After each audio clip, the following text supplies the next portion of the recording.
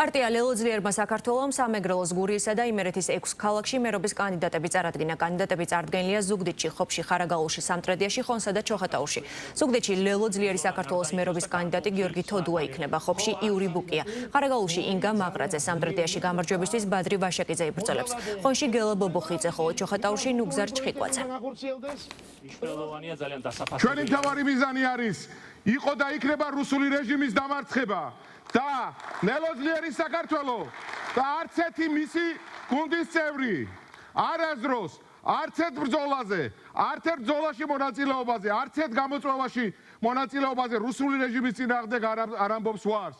ჩვენ ვართ ის პოლიტიკური ძალა, რომელიც საქართველოს გაიყვანს ნათელი მომავლისაკენ. ხაზი უნდა გაუსვათ, რომ ზუგდიდი არის განსაკუთრებული ქალაქი და ამიტომ მე მიმაჩნდა, რომ დიახ, სწორედ არა ქუთაისში უზარმაზარი ისტორიის და მსოფლიოში ერთ-ერთი უძველესი ქალაქი, არამედ ზუგდიდში უნდა წარუედგინა დასავლეთ საქართველოს ჩვენი გუნდი. ბრძოლაში ვართ შესულები, ჩვენ გვინდა დავიბრუნოთ ზუგდიდი, გვინდა დავიბრუნოთ ხობი, ყველა ქალაქი და ყველა სოფელი უნდა გამოუგლიჯოთ ამ მოღალატეებს. დემოკრატიული და არჩევნების გზით შესაძლებელია რომ დავამარცხოთ რუსული რეჟიმი.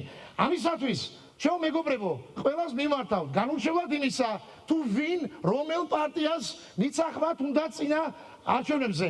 აუცილებელია რომ ქუძზე კაცი გამოვიდეთ, დაწუნებული ყავით, რომ ყველა ის ადამიანი, რომელიც ჩაერთვება გაყალბების პროცესში, კანონის წინაშე აუცილებლად დაიჯება.